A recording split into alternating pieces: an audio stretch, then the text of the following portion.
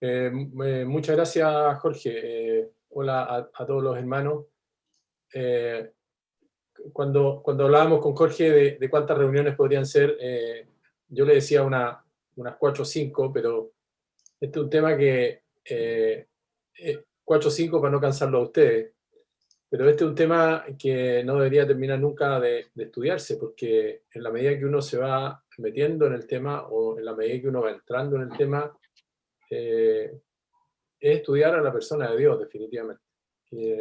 Y yo creo que no terminaremos nunca de estudiar a Dios, porque es una de las personas de la Trinidad. Lo que a mí me ha pasado con este estudio es que uno empieza a tomar conciencia de la realidad del Espíritu Santo. Eh, y yo creo que eso es lo relevante, o podría ser relevante en nuestra vida. Agregar conocimiento de la palabra de Dios, si no se refleja en la vida, posiblemente no tenga mucho sentido. Por lo tanto, si este estudio o si esta introducción al Espíritu Santo ayuda a eso, yo creo que estamos consiguiendo algo. La semana pasada hicimos la introducción a este tema y yo les comentaba que hoy día quería compartirles algunas de las enseñanzas que aparecen en el Evangelio de Juan. Así que yo les voy a invitar a que me acompañen a Juan. No vamos a leer los 3 capítulos, pero allí están las enseñanzas del Señor Jesús respecto de este gran tema que es el Espíritu Santo. Vamos a leer 4 versículos, que es Juan el capítulo 14, versículo 15. Juan el capítulo 14, versículo 15.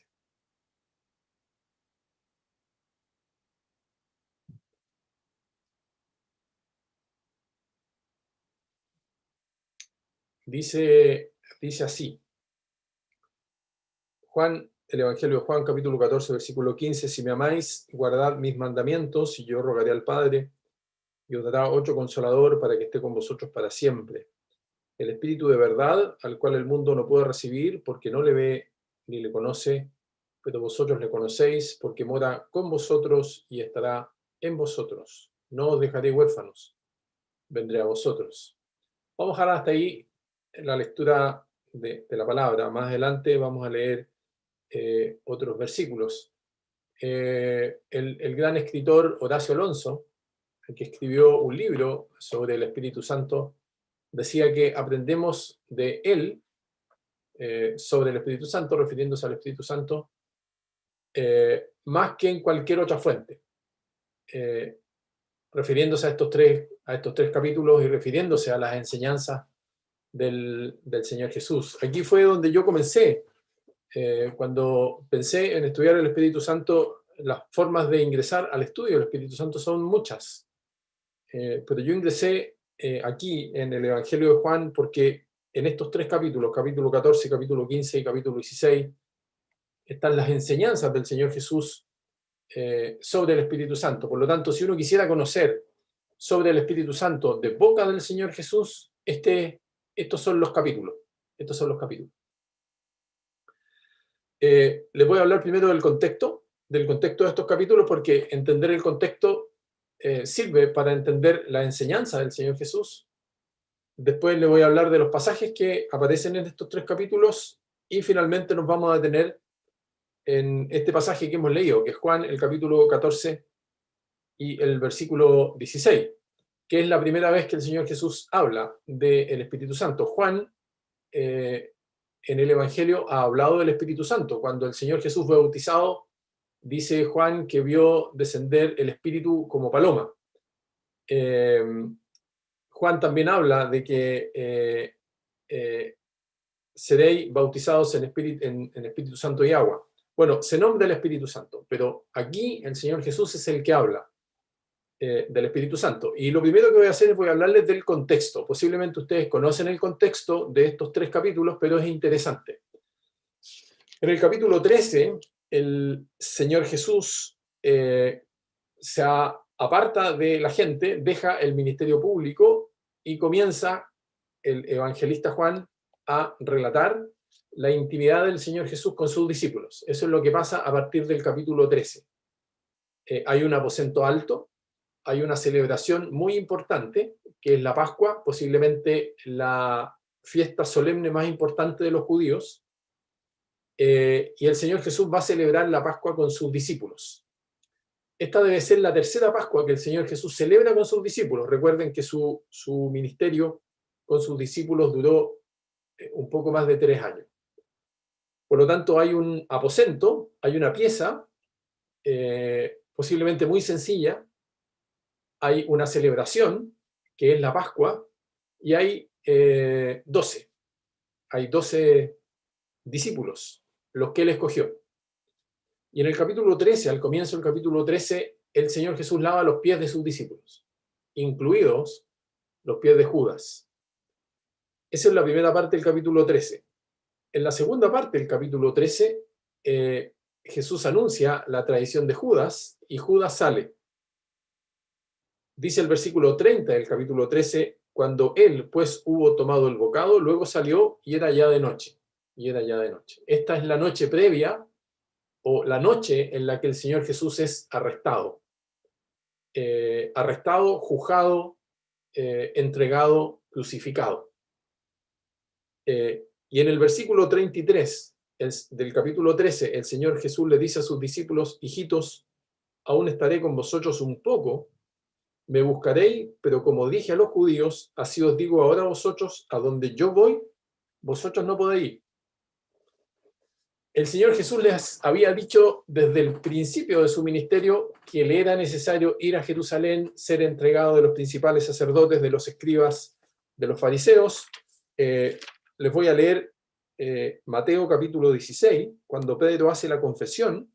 En Mateo 16, Pedro hace una confesión, la famosa confesión, tú eres el Cristo, el Hijo del Dios viviente. Y en Mateo 16, 21 dice, desde entonces comenzó Jesús a declarar a sus discípulos que le era necesario ir a Jerusalén y padecer mucho de los ancianos, de los principales sacerdotes, de los escribas, y ser muerto y resucitar al tercer día. Es decir, el Señor Jesús fue advirtiendo permanentemente a sus discípulos lo que le iban a hacer. Como sabemos, sus discípulos no lo entendían. No lo entendían. Y aquí, en el capítulo 13, el Señor Jesús les dice, estaré con vosotros un poco, me buscaréis, pero como dije a los judíos, así os digo a vosotros, a donde yo voy, no podréis ir. Había lavado los pies de sus discípulos, Judas ya había salido, estaba en camino a la traición, le iban a ir a arrestar con palos, con espadas, le iban a tomar preso, le iban a juzgar, lo iban a condenar, 6 juicios le hicieron al Señor Jesús, y lo iban a crucificar. Quien más necesitaba de consuelo, ¿quién era? El Señor Jesús. Porque él sabía lo que venía. Pero, ¿quiénes fueron consolados en estos capítulos? Fueron sus discípulos. Es más, hay algunos que a esta sección le ponen consuelo para corazones angustiados. Entonces, dado lo que el Señor Jesús les dijo, me voy, pero donde yo voy ustedes no pueden venir, el primero que reacciona, ¿quién habrá sido? ¿Quién creen ustedes que fue? Pedro. Versículo 36 del capítulo 13. Le dijo Simón Pedro, Señor, ¿a dónde vas? Jesús le respondió, a donde yo voy, no me puedes seguir ahora, más me seguirás después. Le dijo Pedro, Señor, ¿por qué no te puedo seguir ahora? Mi vida pondré por ti. Y ahí el Señor Jesús le dice, ¿tu vida pondrás por mí? De cierto te digo, no cantará el gallo sin que me hayas negado 3 veces. Hay un evangelio, me parece que es Mateo, que cuando escribe lo que aparece aquí en Juan, lo que dice Pedro, mi vida pondré por ti, Mateo me parece que es el que dice, todos dijeron lo mismo. Todos dijeron lo mismo. Es decir, los 11 dijeron, nosotros vamos a poner nuestra vida por ti. Y Mateo es el que dice que todos dejándole, huyeron. Entonces aquí ya nos enfrentamos al consuelo del Señor Jesús. Por eso el versículo 1 del capítulo 14 dice, no se turbe vuestro corazón, creéis en Dios, creed también en mí. Luego reacciona Tomás, versículo 5. Le dijo Tomás: Señor, no sabemos a dónde vas. ¿Cómo pues podemos saber el camino? Ahí viene la gran declaración del Señor Jesús: yo soy el camino y la verdad y la vida. Nadie viene al Padre sino por mí. El siguiente que reacciona es Felipe. Felipe le dijo: Señor, muéstranos al Padre y nos basta. El Señor Jesús le dice: ¿tanto tiempo hace que estoy con vosotros y no me has conocido, Felipe? Todo el contexto, imagínense aquella noche. El contexto era de desolación. Juan registra estas tres intervenciones, pero posiblemente todos intervinieron. Se estaban empezando a dar cuenta que algo iba a pasar. Se estaban empezando a dar cuenta de que el Señor Jesús lo iba a dejar. Con aquel que habían estado 3 años y medio, les decía con absoluta claridad: a donde yo voy, ustedes no me pueden seguir. Por lo tanto, lo que pasa en el versículo 1, no se turbe vuestro corazón, es una expresión de conmoción. Es una expresión de conmoción. Estaban realmente conmovidos. Es más, después que al Señor Jesús lo arrestaron, lo juzgaron y lo crucificaron, Juan dice que todos se reunieron y estaban con las puertas cerradas por miedo de los judíos. Se escondieron. Se escondieron. Por tanto, hermanos, en ese contexto es que el Señor Jesús les habla del Espíritu Santo. Ese es el contexto. Hay muchos más detalles del contexto. Hay muchos más detalles del contexto y uno podría leer los evangelios para conocer los detalles. ¿Qué pasó aquella noche? ¿Qué fue lo que hicieron? ¿Cuál era el ánimo de los discípulos? Y así llegamos al versículo 16. El versículo 16 dice, el 15 dice: si me amáis, guardad mis mandamientos, y yo rogaré al Padre, y os dará otro consolador para que esté con vosotros para siempre, el Espíritu de verdad, al cual el mundo no puede recibir porque no le ve ni le conoce, pero vosotros le conocéis porque mora con vosotros y estará en vosotros. En esta sección, capítulo 14, capítulo 15 y capítulo 16, hay 5 pasajes en donde el Señor Jesús habla del Espíritu Santo. 5. Este es el primero. Juan 14, desde el versículo 16 al versículo 20. El segundo es Juan 14, 26. Juan 14, 26, que es el versículo que antecede a ese gran versículo: la paz os dejo, mi paz os doy, yo no os la doy como el mundo la da. Ese es el segundo. El tercero es Juan el capítulo 15 y el versículo 26. Pero cuando venga el Consolador. El cuarto, Juan 16, versículo 4, hasta el versículo 11. Esa es la cuarta intervención del Señor Jesús respecto al Espíritu Santo, y la última es la que aparece a partir del versículo 13, pero cuando venga el Espíritu de verdad. Esas son las 5 intervenciones del Señor Jesús, y yo me imagino que ustedes ya la habían considerado en la lectura que les recomendé. Bueno, vamos a la primera. Juan 14, 16. El Señor Jesús está hablando y les dice: y yo rogaré al Padre. Y yo rogaré al Padre. Aquí interviene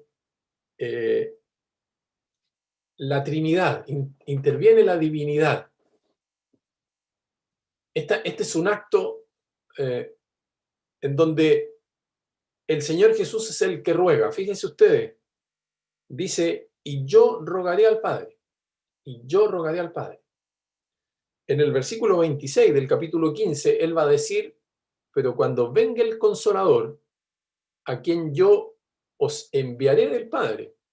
Ahí da otro detalle, es decir, el Señor Jesús ruega, el Espíritu Santo es enviado del Padre, por el Padre y por el Hijo. Por eso yo digo que estudiar el Espíritu Santo es estudiar a Dios en toda su magnitud. Entonces, lo primero que el Señor Jesús dice es que yo rogaré al Padre.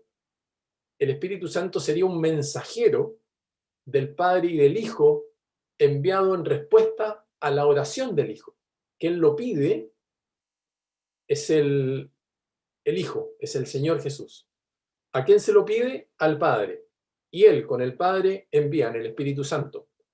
¿Cuándo viene el Espíritu Santo? ¿Cuándo se cumple esa promesa? Pentecostés.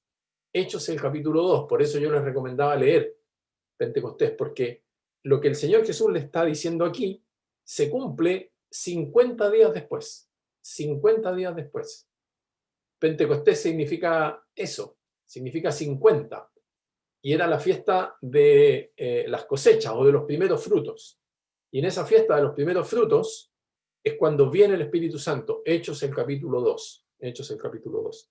Y aquí el Señor Jesús dice, y yo rogaré al Padre y os dará otro consolador. Aquí hay dos palabras que son muy, muy importantes. La primera es esta que aparece aquí y dice, y os dará.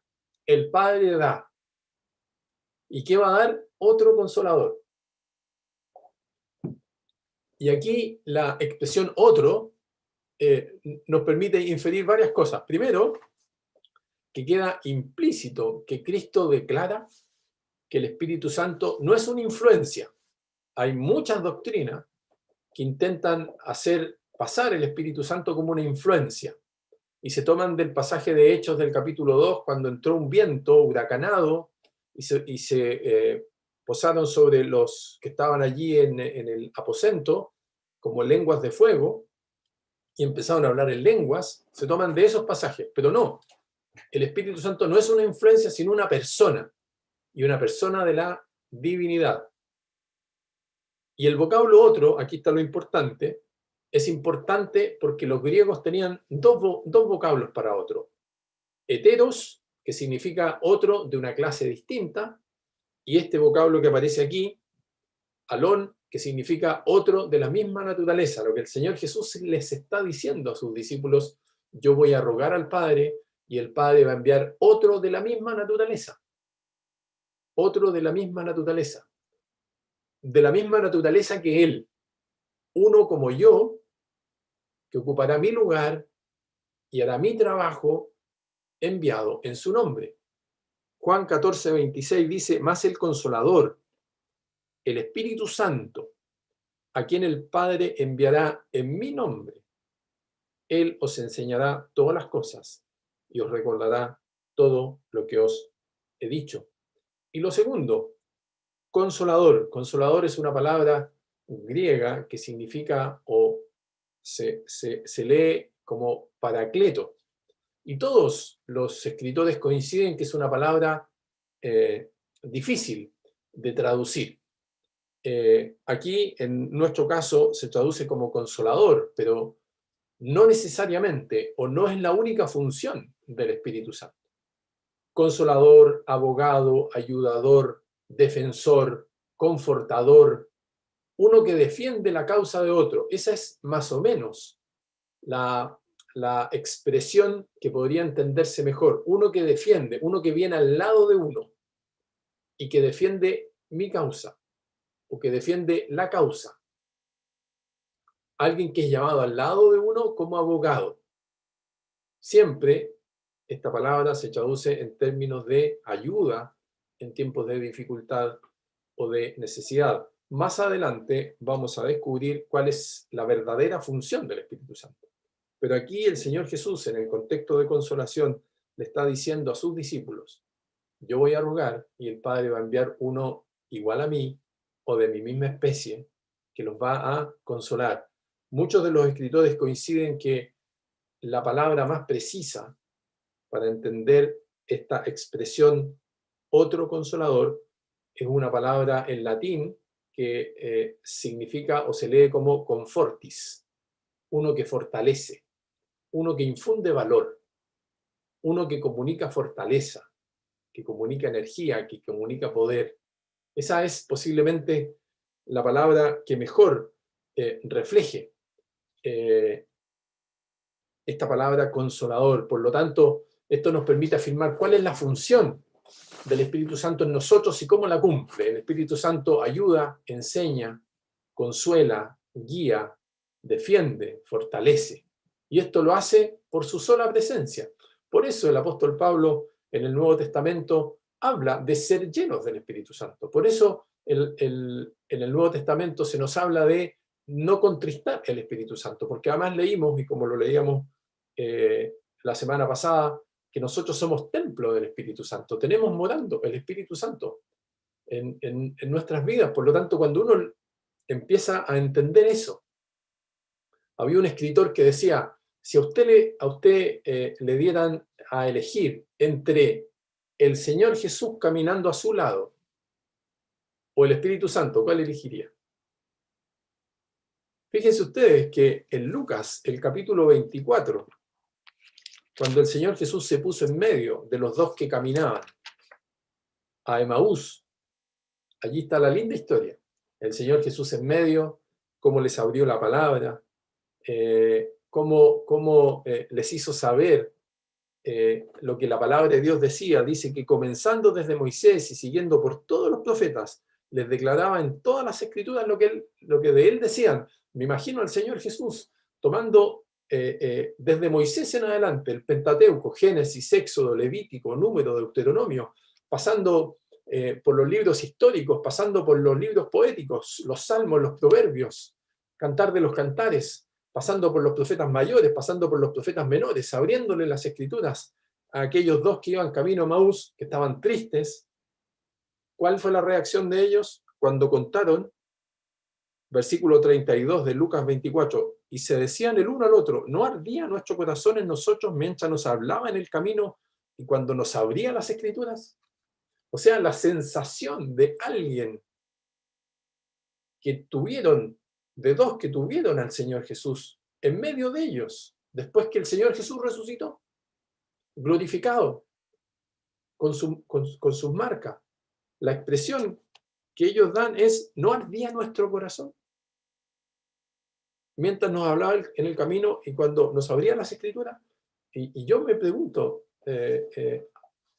¿hay algún momento en mi vida que haya ardido mi corazón por la presencia del Espíritu Santo?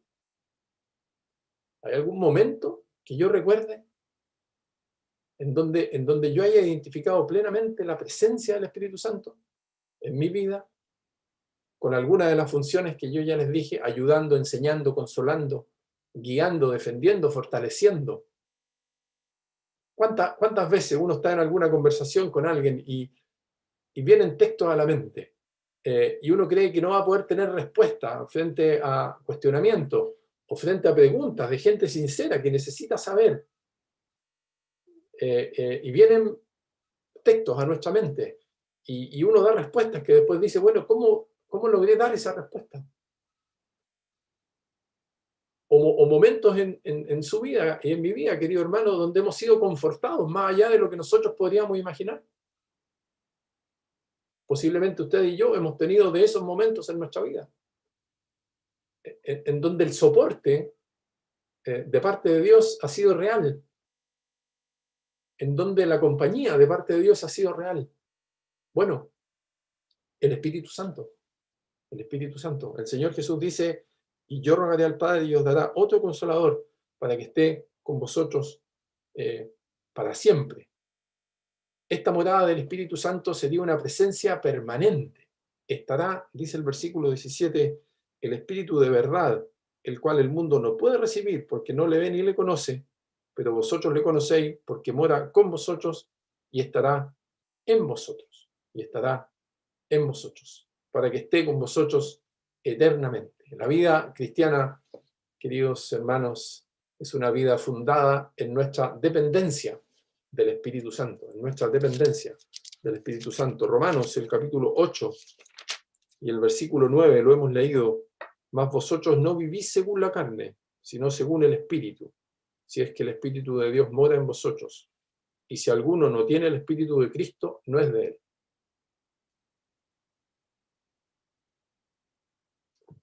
Como me parece que lo decíamos la semana pasada, se nota en mi vida que tengo el Espíritu Santo. Se nota en mi vida que tengo el Espíritu Santo. ¿Hay algo que los demás notan? ¿Hay algo que el entorno nota que hay en mí?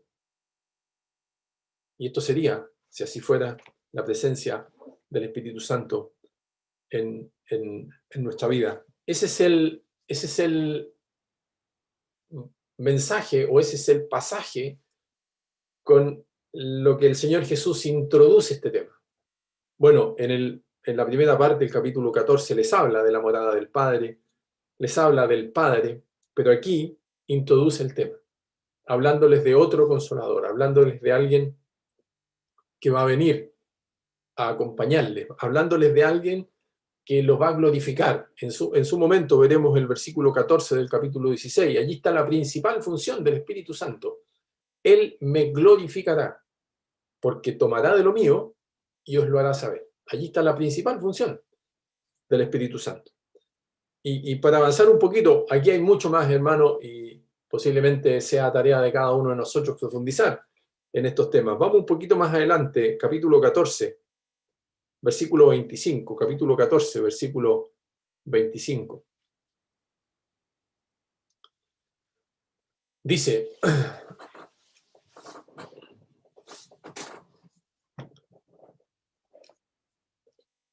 os he dicho estas cosas estando con vosotros, mas el Consolador, esta es la segunda oportunidad que el Señor Jesús habla del Espíritu Santo. Mas el Consolador vuelve a ocupar la misma palabra, y aquí por primera vez ocupa la expresión el Espíritu Santo. Mas el Consolador, el Espíritu Santo, a quien el Padre enviará en mi nombre. Él os enseñará todas las cosas y os recordará todo lo que yo os he dicho. La paz os dejo, mi paz os doy, yo no os la doy como el mundo la da. No se turbe vuestro corazón, ni tenga miedo. Aquí el Señor Jesús habla de otra de las funciones del Espíritu Santo. Dice dos cosas. Él os enseñará todas las cosas y dice, y os recordará todo lo que os he dicho. Cuando Él habla de Él os enseñará todas las cosas, son todas las cosas que Jesús dijo. Son todas las cosas que Jesús dijo. Fíjense ustedes que durante el ministerio del Señor Jesús hubo muchas cosas que los discípulos no entendieron. Por ejemplo, Juan, el capítulo 2 y el versículo 22. Juan 2, 22.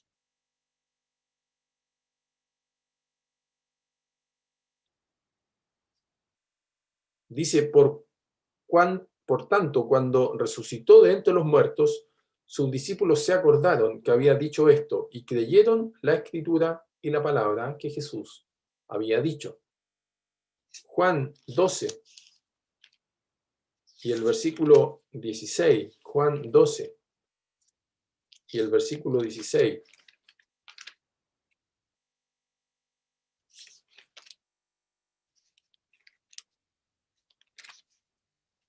Dice, estas cosas no las entendieron sus discípulos al principio, pero cuando Jesús fue glorificado, entonces se acordaron de que estas cosas estaban escritas acerca de él y de que se las habían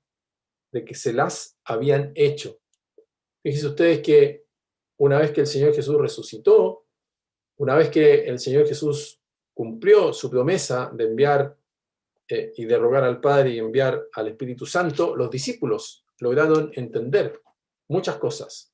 Jesús fue la fuente de verdad para sus discípulos durante todo su ministerio. Y cuando el Señor Jesús ascendió, los discípulos no escucharon más al Señor Jesús. 10 días después que el Señor Jesús ascendió, vino el cumplimiento de la promesa, desciende el Espíritu Santo, y una de las funciones del Espíritu Santo, y es la que está declarada aquí, en el versículo 26, más el Consolador, por primera vez el Señor Jesús le llama el Espíritu Santo, a quien el Padre enviará en mi nombre, lo vuelve a decir, Él os enseñará todas las cosas y os recordará todo lo que yo os he dicho. ¿Y de dónde iba a tomar el Espíritu Santo esto? Versículo 14 del capítulo 16, porque tomará de lo mío y os lo hará saber. El Espíritu Santo glorifica al Hijo, Él me glorificará, dice el capítulo 16, versículo 14, cuando toma de lo que el Señor Jesús dijo, de las enseñanzas del Señor Jesús. aquellas que los discípulos escucharon durante 3 años y medio, aquellas cosas que ellos vivieron con el Señor Jesús. Y en este tiempo, ¿cómo lo hace? A través de su palabra. El Espíritu Santo no podrá glorificar al Hijo a través de nosotros si nosotros no estamos llenos de su palabra. ¿De qué va a tomar? ¿De dónde va a rescatar? Por decirlo de alguna manera. Por eso es tan importante esta función.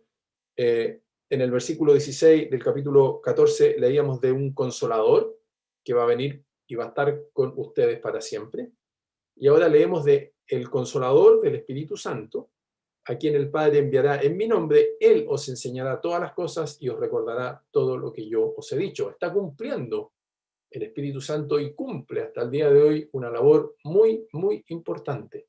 Y esa labor importante es la que declara el versículo 27, Él os enseñará todas las cosas y os recordará todo lo que os he dicho. Ahora, hay algo interesante en el versículo que sigue, porque el versículo que sigue parece algo desconectado de lo que el Señor Jesús ha venido diciendo. Y el versículo 27 ha sido de gran consuelo a través de toda la vida para muchos creyentes. Sigue siendo de consuelo hoy día. ¿Por qué? Dice, la paz os dejo, mi paz os doy. Yo no os la doy como el mundo la da. No se turbe vuestro corazón ni tenga miedo. Recuerden ustedes que el contexto de este pasaje, de estos 3 capítulos, es un contexto de consuelo. Quien más necesitaba el consuelo era el Señor Jesús. Y quien más lo recibió, o quienes más lo recibieron, fueron sus discípulos, no el Señor Jesús. El Señor Jesús en una oportunidad, en este contexto, tomó a 3 de sus discípulos y los llevó al huerto, donde estuvo conmovido orando al Padre, y cuando volvió a buscarlos, estaban durmiendo. Y posiblemente estaban durmiendo por el miedo, por el desconsuelo, por... muchas veces es lo que nos pasa a nosotros. Nos queremos ir a dormir porque entendemos que, o creemos que, acostándonos, cerrando los ojos, nos vamos a olvidar un poco de lo que está pasando. Bueno, era lo que estaban viviendo los discípulos. Un desconsuelo o una turbación, como dice el capítulo 14, el versículo 1. Y en ese contexto el Señor Jesús les dice este versículo, pero se los dice después que les ha dicho, Él os enseñará todas las cosas y os recordará todo lo que os he dicho. Acto seguido o a continuación, Él les dice, mi paz os dejo, versículo 27, la paz os dejo, mi paz os doy. Yo no os la doy como el mundo la da. No se turbe vuestro corazón ni tenga miedo. ¿Qué es la palabra paz? Aquí uno podría preguntarse qué es la palabra paz. Y cada vez que se define la palabra paz, muchas veces se define como la ausencia de conflicto, ausencia de guerra, ausencia de problema. Mucha gente, o nosotros mismos, si nos pidieran definir la palabra paz, ¿qué significa paz? Y uno dice, no, que no haya guerra, que no haya hambre, que no haya muerte, que no haya conflictos. Y hay una definición que yo anoté. Dice, el estado tranquilo de la mente de un alma confiada en su salvación por medio de Cristo.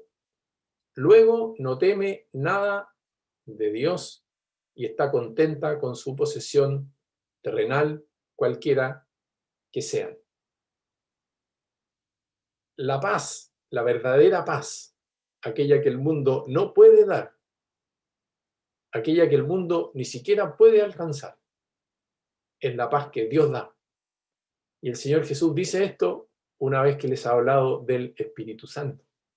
Hay una relación muy hermosa entre el Espíritu Santo y lo que el Señor Jesús dice, la paz os dejo, mi paz os doy, yo no os la doy como el mundo la da. Vamos a Filipenses, el capítulo 4 y el versículo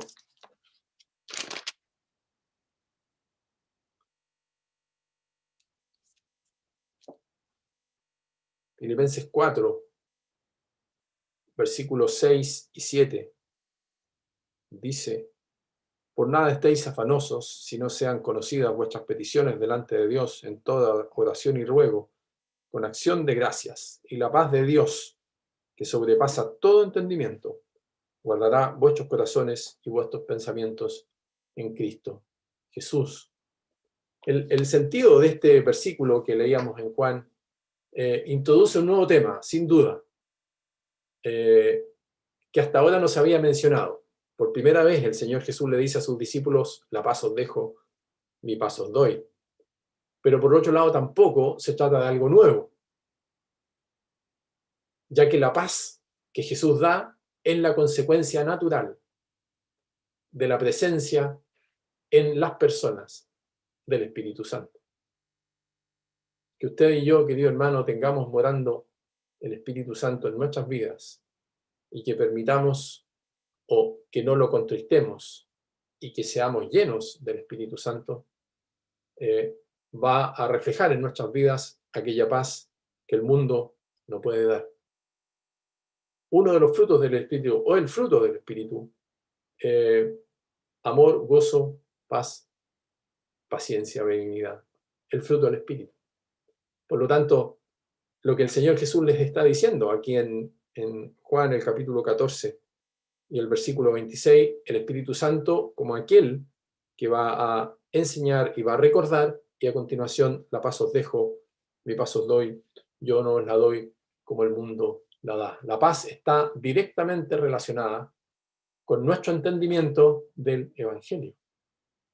En la medida que tenemos un mejor entendimiento de quién es Jesús, en la misma medida estaremos mejor equipados para enfrentar las distintas circunstancias. Cuando el Señor Jesús, cuando el apóstol Pablo les escribe a los hermanos de Éfeso, cuando les quiere hablar del perdón y cuando les quiere hablar del amor, les dice, Efesios el capítulo 4, versículo 32, antes, sed benignos unos con otros, misericordiosos, perdonándoos unos a otros, como Dios también os perdonó a vosotros en Cristo.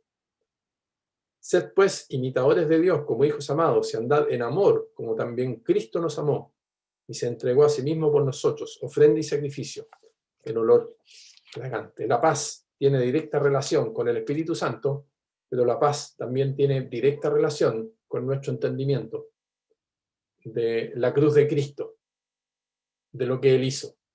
El perdón y el amor, como dice Efesios, tienen directa relación con la cruz de Cristo. ¿Cómo debo perdonar? Como Cristo perdonó. ¿Cómo debo amar? Como Cristo amó. Y aquí también, en Juan, el capítulo 14, versículo 26 y 27, nos lleva a lo mismo, nos lleva a conocer un poco más el Espíritu Santo, porque dice más el Consolador, el Espíritu Santo, a quien el Padre enviará en mi nombre. Él os enseñará todas las cosas y os recordará todo lo que yo os he dicho. La paz os dejo, mi paz os doy. Yo no os la doy como el mundo la da. No se turbe vuestro corazón, ni tenga miedo. Yo espero que este versículo también nos anime a nosotros, porque si hay algo que logra el estudio de la palabra, conocer más a Cristo, es paz. Aquella paz que el mundo no puede dar. Aquella paz que posiblemente en este tiempo sea tanto más necesaria. No digo que no haya habido otro tiempo en donde no necesitemos paz. Yo creo que cada uno de ustedes conoce y ha visto y mirado su vida hacia atrás y se da cuenta en los momentos en que la paz de Dios ha sido de fortaleza. Pero estamos viviendo en un mundo convulsionado, en donde posiblemente lo que más se necesite sean creyentes que reflejen a Cristo, creyentes que sean llenos del Espíritu Santo, creyentes que reflejen lo que el Señor Jesús hizo. Cuando en el libro de los Hechos, el capítulo 10, el apóstol Pedro va a predicar a la casa de Cornelio, dice, capítulo 10, versículos 37. Versículo 36 dice, Dios envió mensaje a los hijos de Israel anunciando el evangelio de la paz por medio de Jesucristo. Este es Señor de todos. Vosotros sabéis lo que se divulgó por toda Judea, comenzando desde Galilea después del bautismo que predicó Juan, como Dios ungió con el Espíritu Santo y con poder a Jesús de Nazaret, y como éste anduvo haciendo bienes y sanando a todos los oprimidos por el diablo, porque Dios estaba con él. Y nosotros somos invitados a ser un débil reflejo de lo que el Señor Jesús hizo. Fíjense lo que dice: como Dios ungió con el Espíritu Santo y con poder a Jesús de Nazaret, y como éste anduvo haciendo bienes y sanando a todos los oprimidos por el diablo, porque Dios estaba con él. Que Dios nos ayude a ser un reflejo de Cristo, y que aquella paz y aquella llenura del Espíritu Santo se refleje en nuestra vida, en nuestro hogar, en nuestro trabajo, en nuestro vecindario, para que aquellas personas que no conocen a Cristo, de alguna manera, al ver nuestra vida, tengan ganas de cambiar sus propias vidas también. Que el Señor bendiga su palabra. Muchas gracias.